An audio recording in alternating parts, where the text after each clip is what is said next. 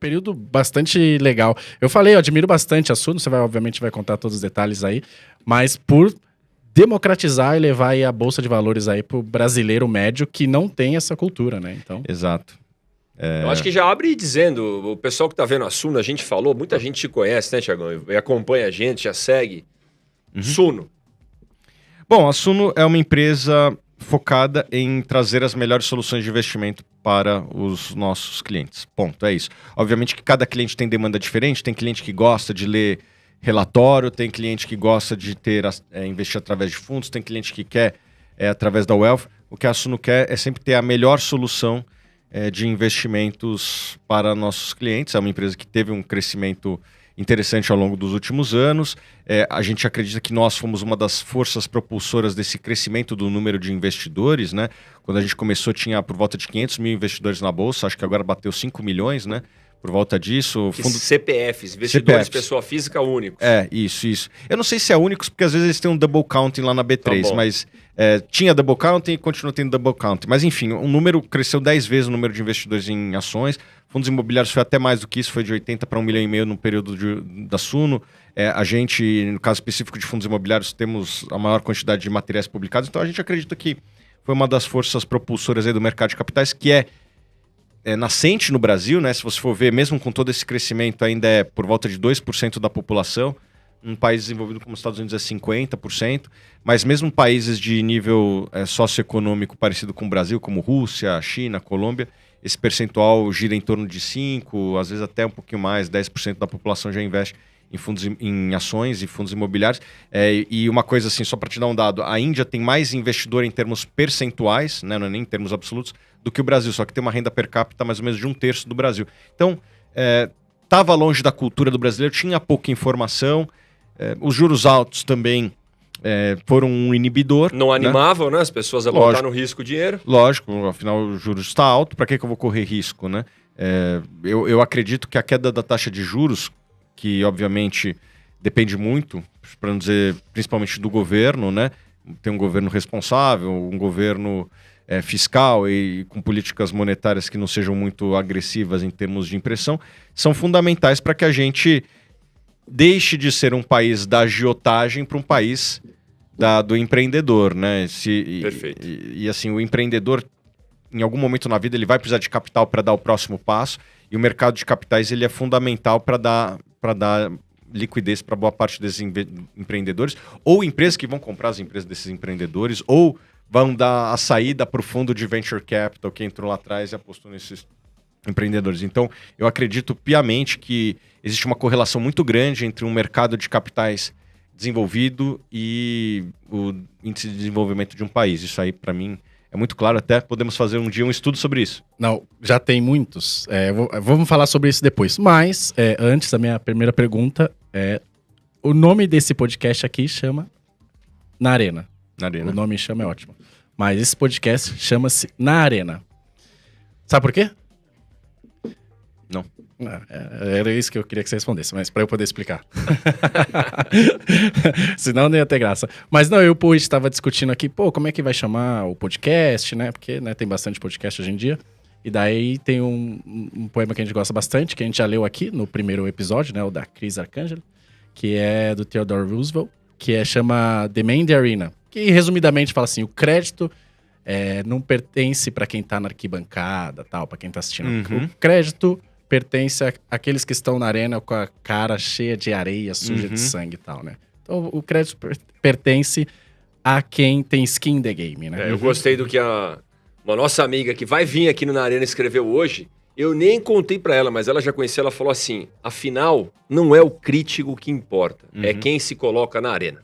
Exatamente. E diria mais, né? Tem até você compartilha de vez em quando o Goldman Sachs Elevator lá. Sim. E daí tem uma frase lá que fala assim, as vaias vêm sempre dos piores assentos da arquibancada. Exato.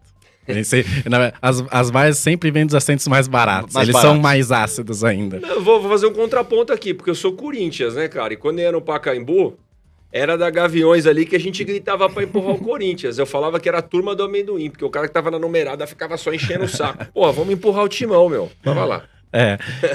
E aí o nosso podcast chamado Na Arena, traz muito essa ideia. Então, a gente queria saber quando aconteceu o momento pra você que você decidiu ir pra arena. O momento que você falou assim, cara, vou tomar risco, ao invés de trabalhar pros outros, quero gerar emprego. Então, não precisa contar exatamente sua história até hoje, né? Porque senão a gente vai... 3 dias você tem muita coisa, mas conta o seu day one ali na arena. Tá, na verdade, eu acho que eu nunca...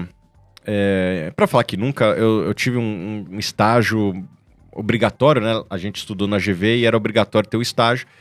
E daí eu fui fazer o estágio numa corretora chamada Link.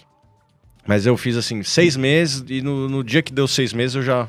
regulatórios lá pela nossa querida FGV, eu já pedi as contas. E eu, de certa forma, eu comecei a empreender com recursos da família, né? Fazendo Family and Friends num clube de investimentos, né? Depois eu conheci algumas pessoas que tinham ações e comecei a empreender também através do aluguel de ações e ganhava uma comissão, coisa que todos os corretores fazem hoje. Eu fazia lá em 2006, né? Era um mercado que ninguém conhecia, tinha que explicar o que era a resolução do Banco Central de aluguel de ações. E depois aquele clube eu transformei num fundo de investimentos. Então eu nunca tive, vamos dizer assim, na arquibancada, né? Eu sempre tive... Já foi logo pra arena sempre. Obviamente que quando a gente pensa em empreendedorismo, a gente pensa numa empresa que contrata muita gente, né? A gente pensa, às vezes, no Facebook. Mas, na verdade, a gente estava empreendendo dentro do mercado de capitais, quase como um autônomo encontrando spreads por aí, juntando pontas e ganhando uma comissão quando fazia isso no aluguel de ações. Eu tinha um trabalho educativo e tal, e, era muito bom para o cliente, porque eu, basicamente, pessoas que não conheciam a figura do aluguel de ações, eu falava, você tem isso e dá para ganhar 1 milhão por ano. Se eu trouxer 1 milhão, posso ficar com 200? Era essa. Então, o cara falando, tá bom, se você conseguir, vai lá. Né? E a gente conseguia. Isso aí durou pouco tempo, mas foi o meu capital inicial, vamos dizer assim. E depois transformei no fundo, vendi minha participação para os outros sócios do fundo, né, da 7 aqui que vocês falaram anteriormente. E para mim eu tinha, entre aspas, me aposentado. Eu não tinha nenhuma perspectiva de voltar a trabalhar, isso com 30 anos, em 2014 para 2015. Né? Só que eu não aguentei muito. Depois de 3 meses eu já estava procurando coisas para fazer, e daí eu, como analista, tinha percebido que negócios relacionados à internet tinham características de bons negócios, conseguiam crescer sem necessidade de capital, e se um modelo de negócio for bom, consegue ter uma margem interessante. E eu fui procurar negócios de internet com intersecção ali com investimentos, que sempre foi minha paixão, né? E fui ver alguns modelos de negócios que eram muito criadores de valor para o cliente lá fora. Eu falei, poxa, não tem ninguém fazendo isso no Brasil. Vou dar nomes aqui. Ano, mais ou menos? 2016. 16, né? Eu fiquei quebrando cabeça ali em 2015, o que eu vou fazer, não sabia o que fazer, mas estava lá procurando. E quem me bancava eram os meus investimentos, né? Que pagavam dividendos e tal. Aliás, nos 2 primeiros anos da Suno, eu sequer ganhava salário. Eu sempre vivi dos dividendos ali. Então... isso aí também é uma outra coisa que foi importante. Isso permitiu a gente sempre reinvestir e estar sempre crescendo, né? Isso nunca pagou dividendos. Mas essa foi um pouco a minha história, assim, de um empreendedor dentro do mercado de capitais, que tem muito mato alto no Brasil, tem muita ineficiência, muita taxa alta, né? Deputado, o custo estimado do Petrolão foi de 62 bilhões pela Polícia Federal, a última vez que eu vi esse dado. Talvez seja mais, talvez seja menos. Os maiores escândalos de corrupção da história da humanidade. Sim, 62 bilhões de reais. Só que isso aí foi no período do quê? De 5, 10 anos, 7 anos, sei lá por aí. Detalhe, O que nós, brasileiros como um todo, deixamos em ineficiências de investimento é o equivalente a um Petrolão por ano. Dinheiro na poupança, que podia estar no CDI, dinheiro que tem 1 trilhão de reais em fundos de previdência, VGBL, PGBL, cobrando taxas de administração muito acima do que deveria ser cobrado, etc. Você vai sobrando todas essas ineficiências, a gente deixa aí um Petrolão só na parte de investimentos aí para o sistema. Tem um potencial enorme, então, ainda. Mesmo que pulou de 500 mil para 5 milhões de pessoas na Bolsa, o potencial é gigantesco. Sim, e acho que nossa missão lá é, de certa forma, acabar com esse mato alto. Thiago.